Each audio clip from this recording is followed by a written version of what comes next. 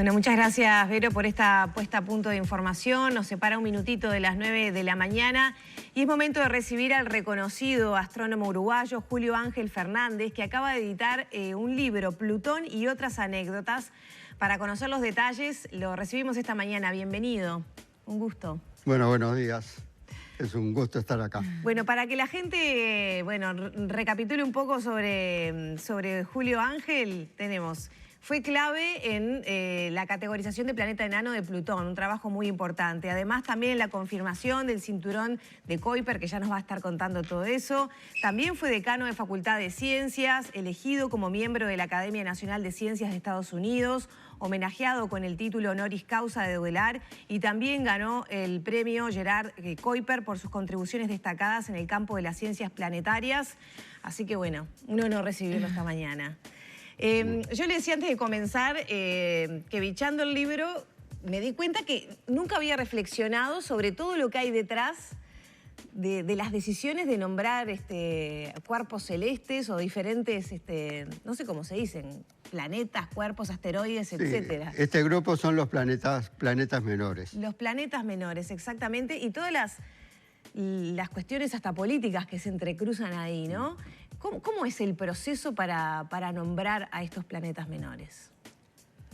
Bueno, o sea, las reglas. Sí, actualmente hay un comité que en este momento lo integran 11 personas, son 11 astrónomos de distintos países, que es una comisión asesora de la Unión Astronómica Internacional.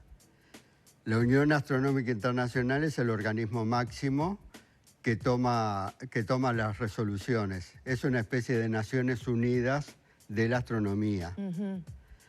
Digo, en otras épocas, cuando no existía la Unión Astronómica Internacional, que fue fundada en 1919, era más complicado. Tenían que ser por consenso, que no siempre se lograban. Ahora, digamos, son resoluciones oficiales. Claro. Y ahí hay historias increíbles, ¿no? Los asteroides peronistas, por ejemplo. Cuéntanos un poco de esa anécdota que está acá en el libro. Sí, bueno, es un caso que se recuerda muy bien justamente por toda la discusión que tuvo, ¿no?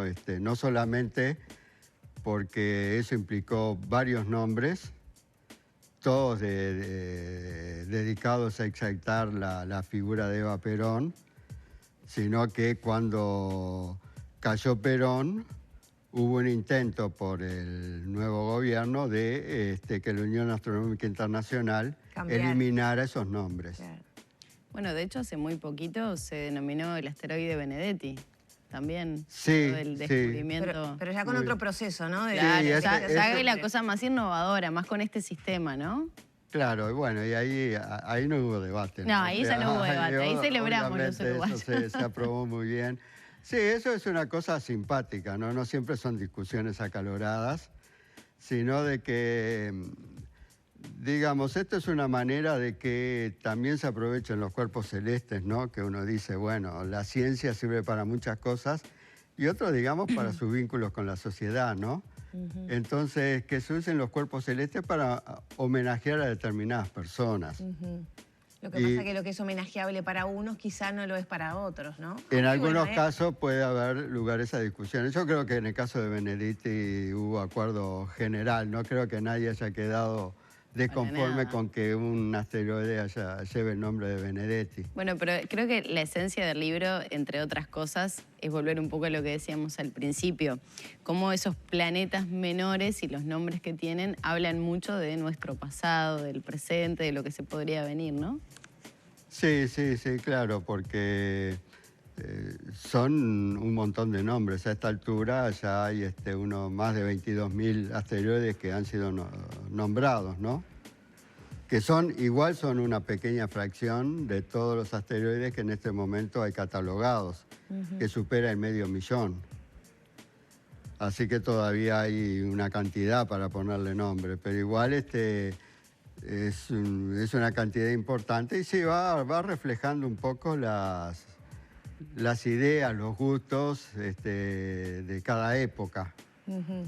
De todas maneras, hubo un punto que se cambió la metodología justamente para que otro gobierno, por ejemplo, no quisiera generar el cambio, ¿no? Por ejemplo, con la anécdota de los asteroides peronistas. Sí, ahora, por ejemplo, ya está prohibido que políticos que hayan ejercido cargos importantes puedan ser propuestos para nombres, ¿no? Ujú, Eso evita de que pueda suceder este tipo de cosas. ujú. ¿Y el nombre le corresponde al país que descubre ese asteroide? No, no, ¿Cómo no, es? no. No, o sea, los nombres, los que descubren los asteroides tienen la prerrogativa de proponer nombres. Pero esa prerrogativa dura 10 años. Después de los 10 años, esos asteroides descubiertos, si no han sido nombrados, pasan a una bolsa, entonces quedan a disposición de que cualquiera de cualquier país Claro. haga una propuesta. Ujú. Eso fue lo que pasó, por ejemplo, con el asteroide Benedetti. Ese no fue descubierto por nadie de acá, pero estaba en esa bolsa de asteroides que aún no habían sido nombrados. Y ya el descubridor ya no tenía derecho porque había pasado más de 10 años que había sido descubierto. Claro. Bueno, el libro habla de Plutón en sí mismo y es un momento de quiebre en su vida, ¿no? En lo que tiene que ver con esa rebaja, como se le dice, en realidad la definición que se rebaja de Plutón, ¿no? ¿Cómo fue Planeta todo enano. eso? ¿Cómo? Planeta enano. Planeta enano. Ujú. ¿Qué podemos explicar acerca de eso también? Porque marca un hito en la historia, ¿no? De la astronomía. Sí, que como se cuenta en el libro, es una historia que ya venía discutiéndose, no fue una cosa así de generación espontánea que ocurrió en un momento. En realidad, Plutón, que había sido descubierto en 1930, siempre estuvo en el debate si era un planeta como los demás o tenía otras características. Porque, digamos, mientras que los otros planetas se mueven en órbitas más o menos circulares alrededor del Sol, la órbita de Plutón no es mucho, es excéntrica. Y aparte, con el tiempo se fue viendo que era mucho más pequeño que los demás planetas. Entonces siempre hubo así un debate de que realmente Plutón podíamos considerarlo el 9º planeta o no. Ujú. Y hacia un poco antes, digamos, de que se tomó la resolución, unos años antes, empezó a verse que había que buscar, la Unión Astronómica Internacional tenía que definir lo que era un planeta, porque no estaba definido en sí. Y bueno, entonces, dependiendo de la definición que se adoptara, entraba Plutón en la categoría de planeta o no. ¿Qué rol jugó Estados Unidos en todo eso y por qué no estaba definido la categoría de planeta tantos años, digamos, después? Bueno, a veces uno tiene un concepto y ya lo asume, ¿no? Que es así. O sea, planeta en realidad ya es una palabra que viene de la antigüedad, es una palabra que viene del griego, que significa astro errante. ¿Y por qué? Porque los planetas, cuando se observan en el cielo, con el paso de los días, se ve que se van moviendo entre las demás estrellas. Entonces, esa fue la primera definición de planeta que hubo, que tradicionalmente se tomó, se siguió usando la palabra planeta. Y después, cuando el Sol pasó a ser en la cosmología el centro del universo con Copérnico, los planetas fueron considerados aquellos objetos que se movían alrededor del Sol. Y en su momento con eso alcanzaba, ¿no? O sea, la dificultad comenzó, como siempre, cuando se empezaron a descubrir más y más objetos. Entonces ya no eran solo los planetas visibles a simple vista de la antigüedad los únicos que giraban alrededor del Sol. Entonces, bueno, alrededor de, digamos, hacia fines del siglo pasado empezaron a darse problemas de que, sobre todo cuando se empezaron a descubrir otros objetos que también estaban en la misma región de Plutón, los que ahora llamamos objetos transneptunianos. Ujú. Y ahí justamente, ¿qué rol jugó Estados Unidos en quizá mantener un poco más el tema de Plutón como en categoría planeta? Bueno, puede ser. Ahí sin duda hubo algo que jugó, digamos, que va más allá de criterios científicos, que es la tradición. Plutón se descubrió por un norteamericano en suelo norteamericano, ¿no? Claro. El descubridor fue Clyde Tombaugh. Y digamos, siempre para los norteamericanos, y así aparece en los libros de texto, ¿no? Cuando uno iba a la escuela, al liceo, aparecía como el 9º planeta del sistema solar, ¿no? Ujú. Y eso quedó como una tradición. Y encima, cuando la NASA tenía además una misión que salió en el año 2004, que era la New Horizons, que era una misión para visitar Plutón. Claro, el último planeta, el no explorado. Ahí está, que ellos decían, era promocionada esa misión como que era la visita al último planeta aún no visitado. Entonces todo eso jugaba, ¿no? Esa tradición y mantener, digamos, a Plutón como el 9º planeta del sistema solar. Ujú. Frente a eso, claro, estaban las otras evidencias, que se había descubierto un objeto que más o menos estaba a la misma distancia de Plutón, que era casi del tamaño de Plutón. Y eso fue, digamos, la gota que desbordó el vaso. Ahí en la contratapa, Leo Lagos, editor de Ciencia de la Sí. Diaria, hace un comentario muy interesante que a mí me gustaría, por lo menos, raspar un poquito más en eso. Dice, quienes gustamos de la ciencia alguna vez leímos a Carl Sagan. Y Carl Sagan leía a Julio Fernández. ¿Cómo es eso? Bueno, está... A ver.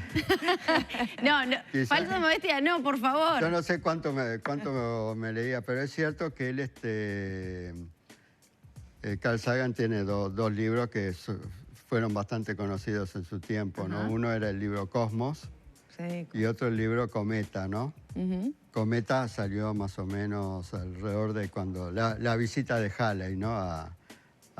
Cerca del Sol, ¿no? En el año 86. Y en el libro Cometa, ahí menciona Carl Sagan un trabajo mío, ¿no?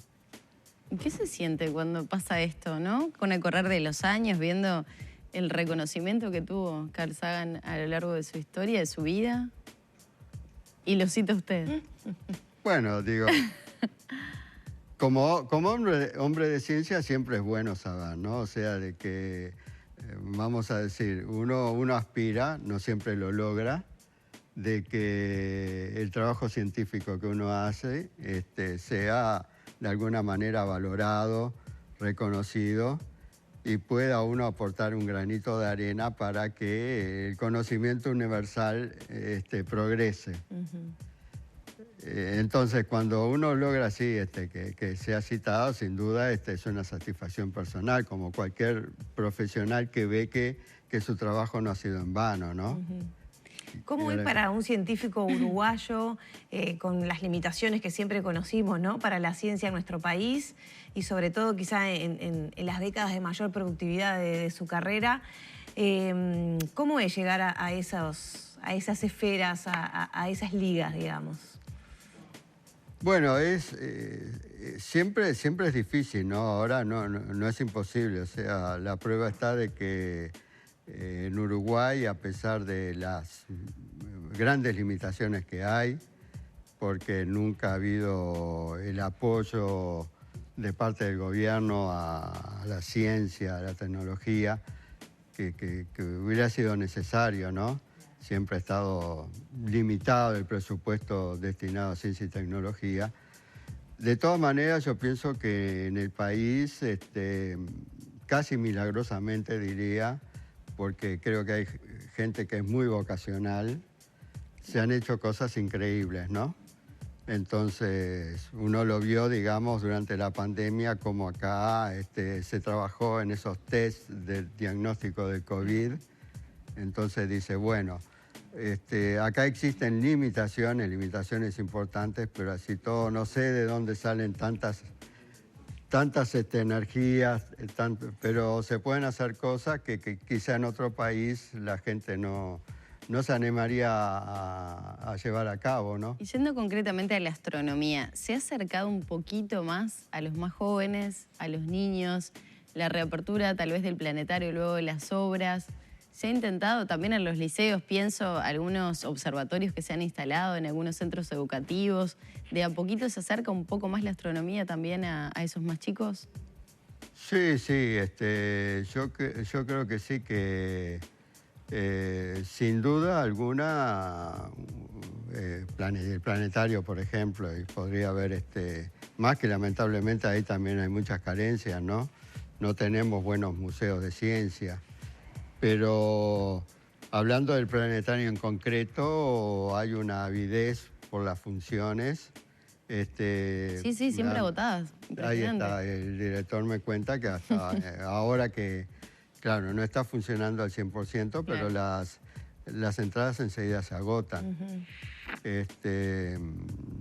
Sí, y probablemente el sistema mata inquietudes a niños, por ejemplo, ¿no? Porque el espacio y todo lo que eso conlleva le despierta el interés. Yo lo veo en mi hijo de 8 años, me vive preguntando cosas. Sí. Y entre la ignorancia de los padres y no, como seguramente eso por suerte ha ido cambiando para bien, pero también como que el devenir de las vidas va matando esos intereses, ¿no? Porque no hay de dónde, digamos, fácil acceso a estos temas, a la educación, cosas interesantes más allá de, por ejemplo, el planetario. Sí, tal cual, ¿no?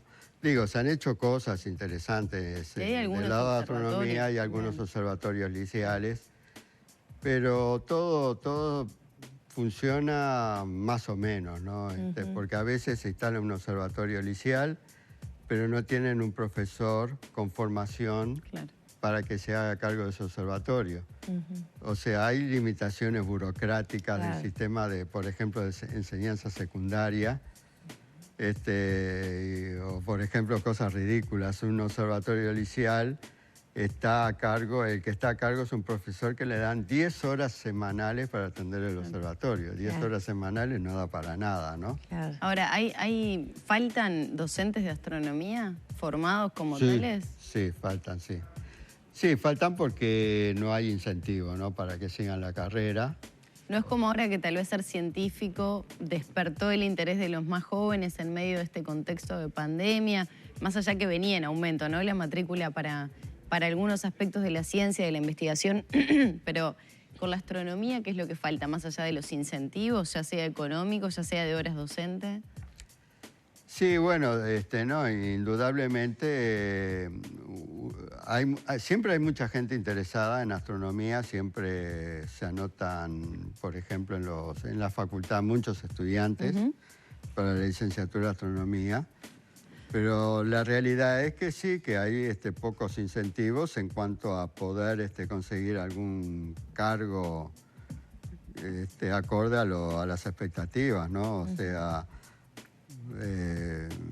hay dificultades claras.